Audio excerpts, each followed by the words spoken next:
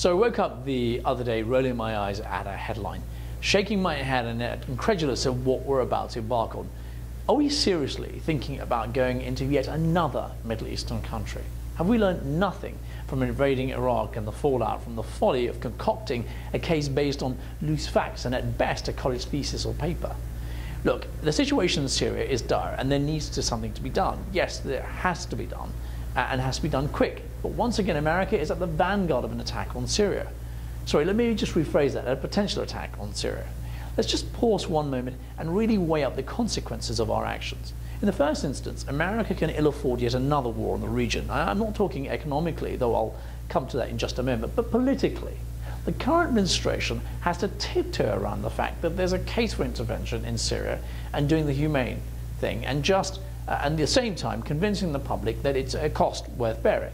I feel that whenever there's a doubt about the legitimacy of action on foreign policy, we trump it with the security question in the national interest. We're now being told, a familiar story by now, that Syria possesses and is using biological weapons in contravention of international law, and that those chemical weapons could be used against America, but more poignantly, being used against the Syrian people. Okay, so let's just assume they can be used against the United States. They've always been in Syria's arsenal, so what's changed now? They've always been a potential threat, so why intervene now? We were told Saddam Hussein had weapons of mass destruction, WMDs, when he was in charge of Iraq. We later discovered that actually he had nothing of the sort. We were adamant he did. Why? Well, because we sold it to him during the Iraq-Iran war in the 1980s. So he must have them. That was the logic then, and that, as we're being told, is the logic now. The United Nations has a team of experts in place who will determine whether chemical weapons have been used by Assad against his own people. Despite that, the State Department is wasting no time in compiling its own evidence as it tries to rally support for the President's position in both Congress and beyond. Okay, so where are we now? Well, for a start, the President, who can, by the way, take unilateral action, has asked Congress for approval to make a strike on Syria. Technically, he doesn't need to do that unless he's going to war with Syria. In this case, thankfully, he's doing nothing of the sort. So why ask? Well, put simply, he wants the American people to approve his actions to launch, or decision to launch an attack on Syria. Let's be frank about this. Yes, Congress is supposed to be representative of the people, but actually just how much horse trading is going on behind the scenes? What's been conceded by the President, or indeed the GOP, to get Congress to give its blessings to the President's action? We all know that members of Congress will take soundings from constituents, but actually will vote the way their conscience dictates, or let me be more accurate, in the party's best interest.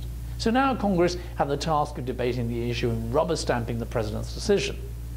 But my question is this: is this decision, affirmative or otherwise, a precursor to America marching into yet another sovereign country? The President says no, but clearly it's an option on the table in Washington speak.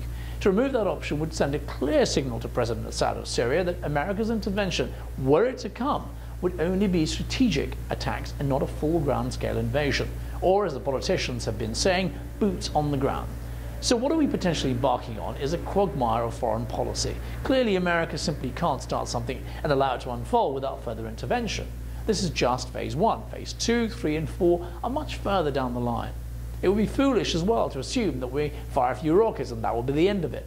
I hate to say this, but I agree with Senator John McCain, who's asked to see the end goal. In other words, if we're talking regime change, which we are, by the way, how long will this all take? Clearly anyone is better than Assad, but not if they turn out to be an Islamic fundamentalist and at worst sympathetic to Al-Qaeda.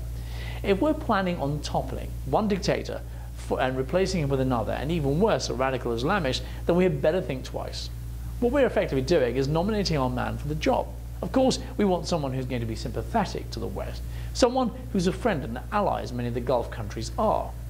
But what we have to be wary of is advocating change and promoting democracy on the one hand, but having a different hand dealt on the other, a hand we may not like.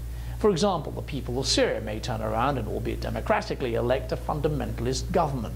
One made up, and it's quite possible, politicians from both Hamas or Hezbollah, or lesser well-known terrorist groups or radical fundamental organizations. Is that the regime change we want? Clearly not. So there needs to be a game plan in place, and one that guarantees the security of the region, and not one that further disrupts an already volatile region. This will be one of the key considerations on many of the minds of politicians. So it's clear then, one way or another, America will attack Syria. It's just a matter of time. This may or may not be palatable at home, but what about abroad? Well, for a start, I'd like to see more active role being played by the Arab League. What, if anything, are they doing to prevent President Assad of Syria from killing his own people, or to, in fact, bring him to justice if indeed he is breaking international law on the use of chemical weapons? Surely there's an onus on fellow Arab countries to tighten the reins on a fellow Arab nation by correcting its wrongs. Surely these nations should form a task, political or military, and intervene instead of America using its military might to enforce international law. A simple worded document outlining the disgust and disapproval of the situation unfolding in Syria simply isn't enough. No, they would rather allow a foreign power like America to deal with the mess in their own backyard. The people, or the leaders of these Arab countries, simply haven't the will or the mandate to deal with Syria. Let's be honest about this, these rulers are themselves in a fragile position. On the one hand, their regimes are propped up by their Western allies, and on the other, intervention in the affairs of a fellow Arab country risks the wrath of the more radical and fundamental elements in their community. Killing fellow Muslim brothers wouldn't go down very well with the people whose silence and cooperation is very important for some propped up tin pot regimes. So as usual, the Arab League will simply pay lip service as they have done and throw money at the problem. So what's the alternative? Well, why not ask NATO to use military strikes against Assad and his regime? There are certainly enough Middle Eastern refugees, migrants and now citizens within Europe from Middle Eastern countries to influence their political Western masters. Besides, they got involved when genocide was being committed in Bosnia, so they can do it again, as there is clearly a mandate and precedence. On the flip side, both China and Russia, Syria's more traditional allies, have remained muted and silent to a point. In public, both countries will do their usual saber-rattling and show their disapproval at America's unilateral action. Russia, for its part, has reportedly moved several warships behind the American fleet, ships with tracking capability, most notably providing vital information to the Syrians of impending attacks on their strategic sites. For example, and predictably, a vote at the United Nations Security Council to punish or instigate sanctions against Syria will be met with a no or abstention vote from both countries. But behind the scenes, diplomats from both countries will back America with a caveat. Once again, a certain amount of horse trading between the powers on either issues. For China, it's Taiwan and North Korea. And for Russia, that's yet to be played out. Only time will tell the concessions for Russia's acquiescence.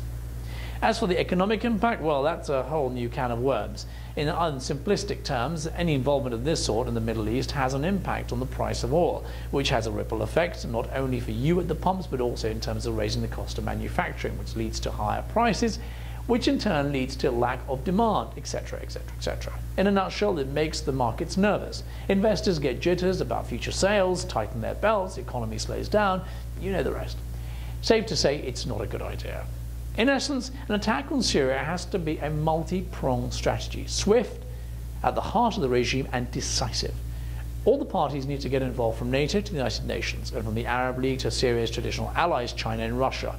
Inaction on any part is seen as appeasing the regime and its treatment of its people. But unilateral action will be deemed as an act of war, not necessarily by America, but by Syria.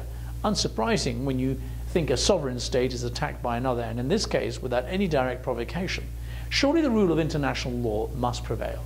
Dubious and suspect evidence took us to war against Saddam Hussein, and now we're building the same case using the same tools. Before we intervene in a sovereign country's internal affairs, we must be sure and double sure that we do so as the option of last resort, an option that has to be exercised by the international community and not by one nation, albeit the most powerful in the world. I never thought I would disagree with President Obama, but on this occasion, Mr. President, I would humbly disagree with your analysis of the situation and the rationale for intervention. In a nutshell, the world at large should get involved. It's what the United Nations was created for and was born out of conflict, to prevent such incidents from happening again. We can continue playing the international enforcer of justice around the world, but where do we draw the line? If every time there's an international crisis we go it alone, then aren't we in danger of being seen as the aggressor, intervening in what is effectively a civil dispute? How far do we go as a nation in enforcing the international rule of law? No president, past or present, wants to be seen as standing idly by while hundreds of innocent men, women and children are being slaughtered when he or she had the power to prevent it from happening. So for me, this isn't about our national interest. It's about interfering in the internal affairs of a country that is on the brink, if it hasn't happened already, of civil war. It's not our dispute, it's theirs. It's up to the Syrian people to rise and rid themselves of Assad and bring about regime change. Nation building is a quick fix, yet messy and very short-lived. This isn't about firing a few missiles and walking away. Although we're not talking about full-scale invasion of Syria, don't be surprised if it happens. On the flip side, the administration wants to be seen helping the Syrian people. It wants to make sure it backs the right guy when it comes down to the line, to assure itself that the new regime is US friendly. Whatever Congress decides, the president will probably go ahead and bomb Syria regardless. He has said as much, and to back down now is too damaging for the office of the President of the United States, and worse still, for America's credibility and standing as a global powerhouse. Once again, I'd very much like to hear from you, the public. What do you think the administration, or in fact the world body, should do about Syria and similar states? Or if there's other stories that you've seen in the news that's caught your eye, then you can email me here on the show. That's spotlightamericatv.com, or visit our website, as I've just said, spotlightamericatv.com. But until next time, for me, Akhtar Khan, and the rest of the team, goodbye, and thanks for watching.